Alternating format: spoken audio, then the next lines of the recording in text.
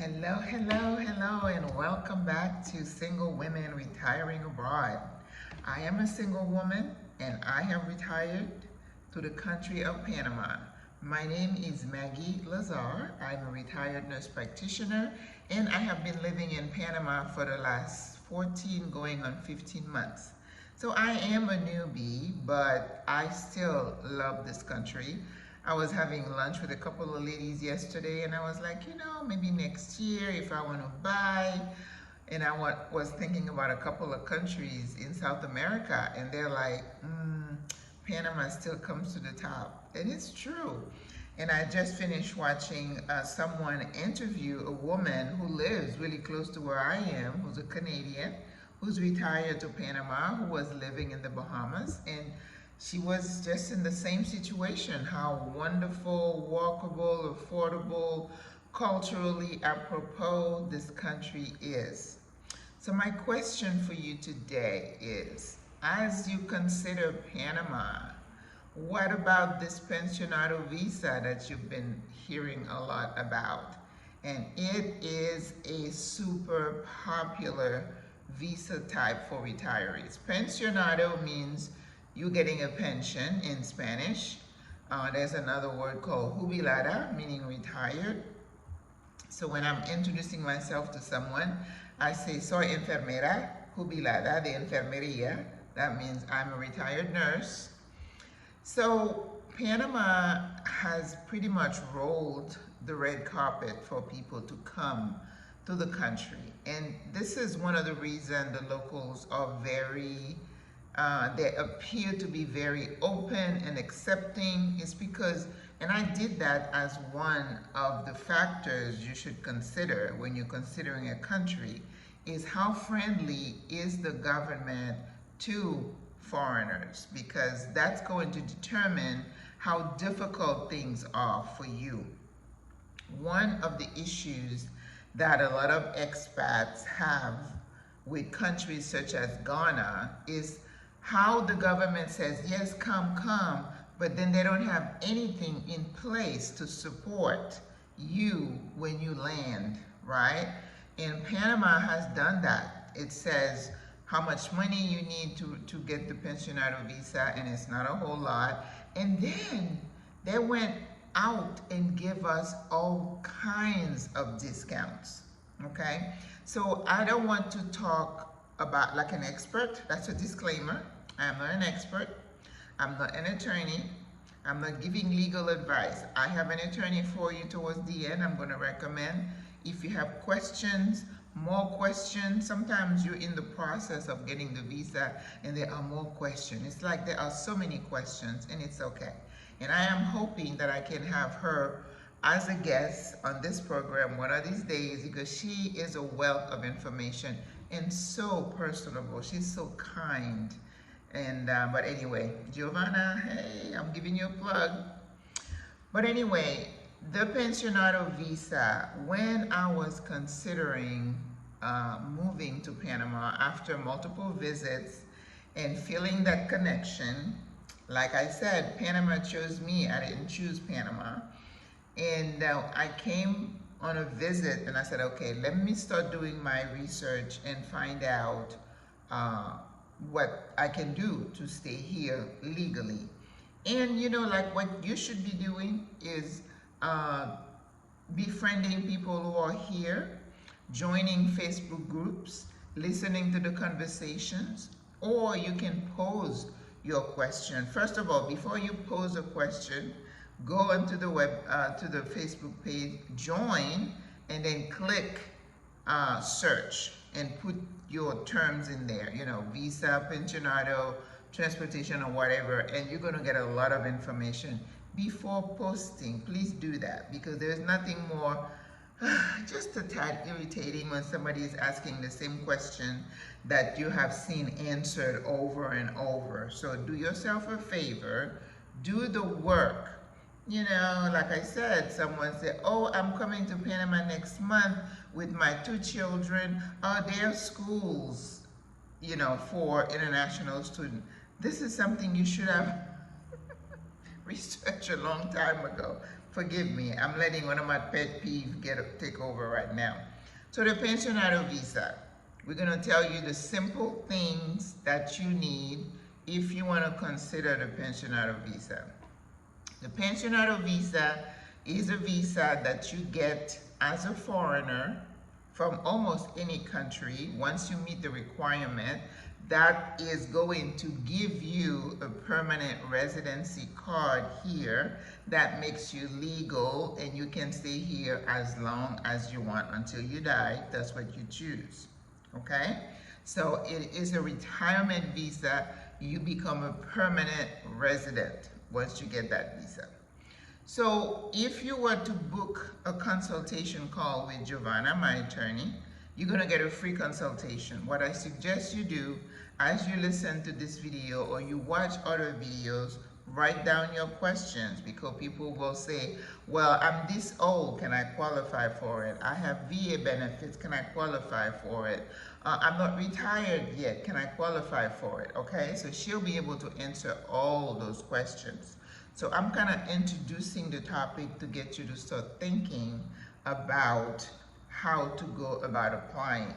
Now, they have other types of visas that people can apply for, and they can come to Panama, but that's not a pensionado visa. It could be a different type of visa. Remember, pensionado means retired or you're getting a pension. And a pension is something that you get. It's something you can expect to come month after month because you work for a company for so many years. Or that's their pension, or it could be Social Security.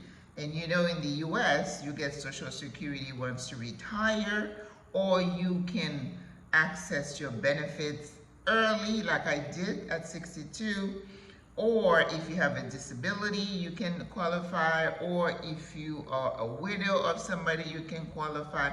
So there are all kinds of ways you can qualify for Social Security. And I think I did another video. I created 3 playlists today.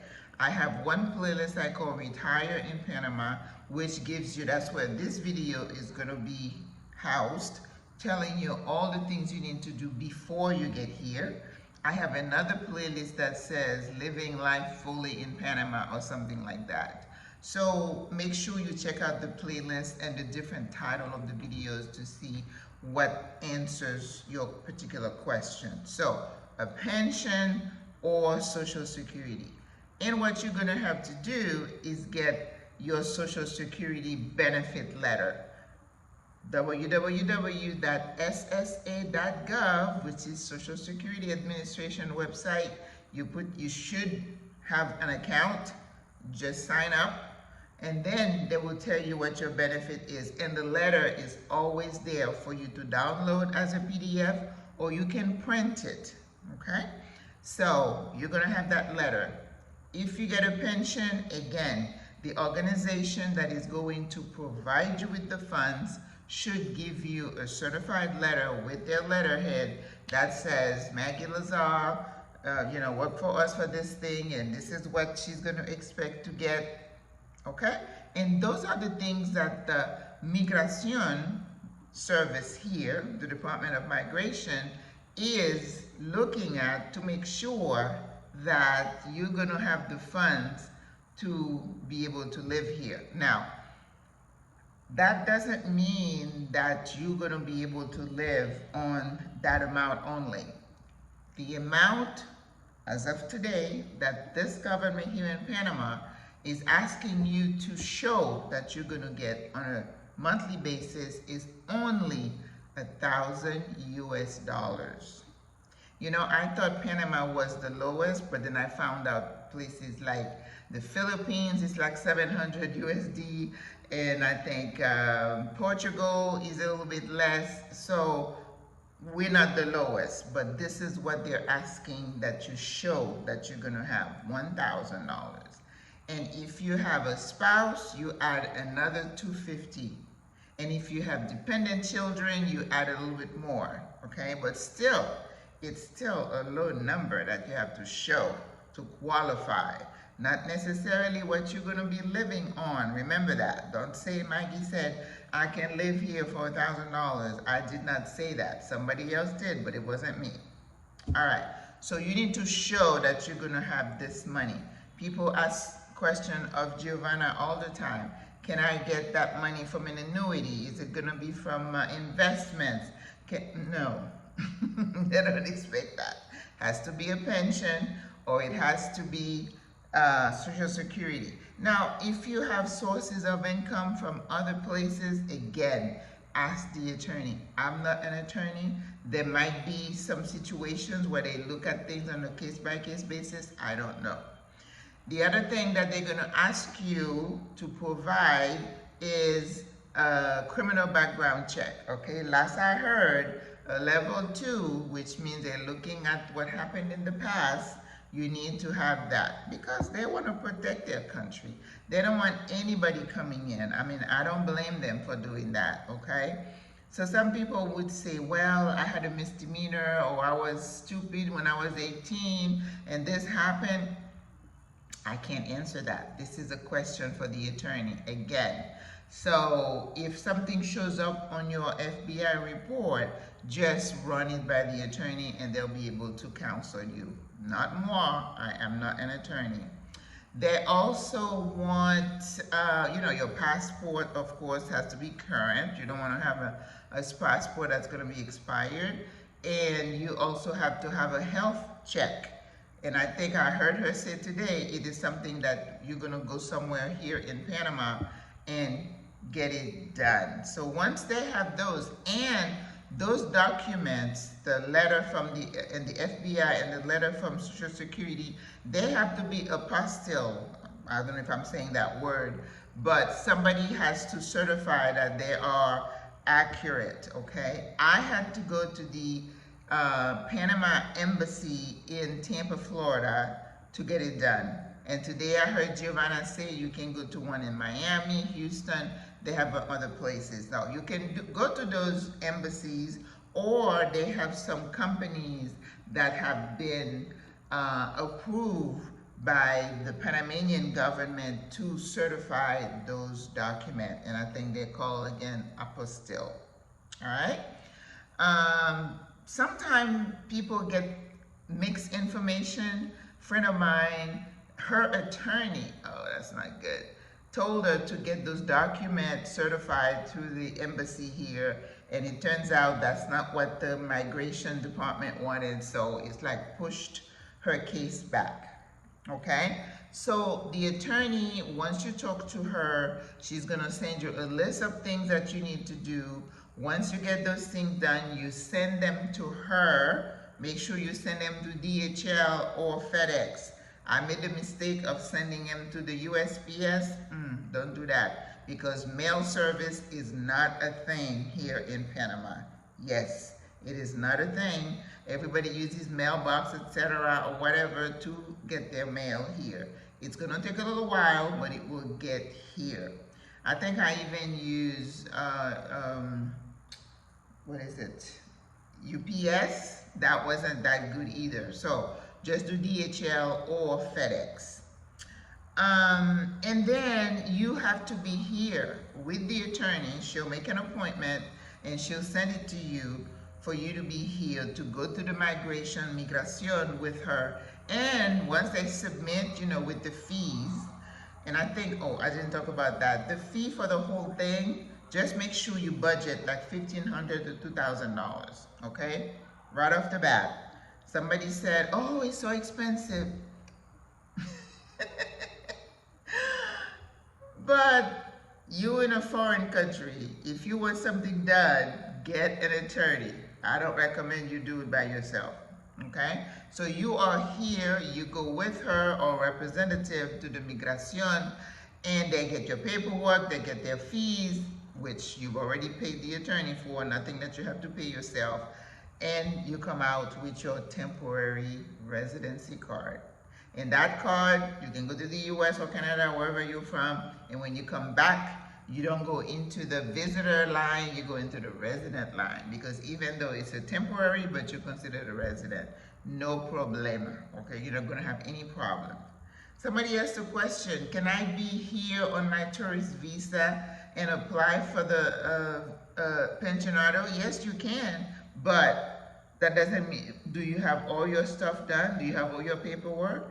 Now, if you're gonna bring all that with you while you're visiting, yeah, but otherwise, you pretty much have to go home and get all that taken care of, and then you have to make another trip because you have to be present, okay? Someone asked, can I do it online? Nah, no, nada, no.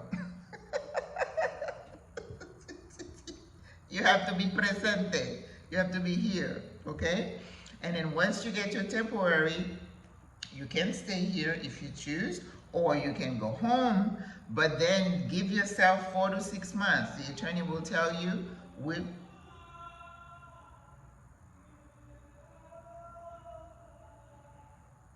wow, somebody's singing really loud. I'm sorry, I hope you heard that. But then 4 to 6 months, they will send you an email saying, we have your appointment for your permanent residency on this and date, and then you have to make arrangements to get yourself here. Again, you go to Migración, they take the temporary, they take your picture each time. That's why you can't be, you have to be here, and then you get your permanent card. That card is forever until you die. You don't have to renew it. The only thing they ask is that you are in the country at least every 2 years. So if you want, so if you want to go back home, you can, but make sure you plan a visit every 2 years. So I don't know why anybody would take that visa and not stay here, but to each his own, right? Circumstances happen, but if you want to keep it current, every 2 years you have to show that you came into the country. All right? So there is so much to say about Pensionado. My next video is going to be, not the very next one, the next one about visas. It's going to be about another visa. Some people who are not retired are getting to get the visa here, and the benefits that you get with Pensionado, and there are many.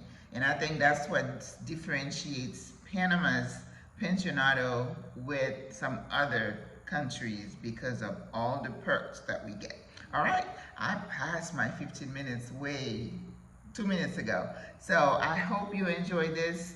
Again, I'm going to link the 2 videos from Giovanna. The initial one that she did about the Pensionado, and another one where she answers questions. And if you have more questions, I will leave her contact also, so you can contact her directly, and then she'll make you a free consultation call. And it's like a Zoom call. So you seeing her, you talking to her, you're gonna like her. She's so personable. All right, guys, I hope you enjoy this.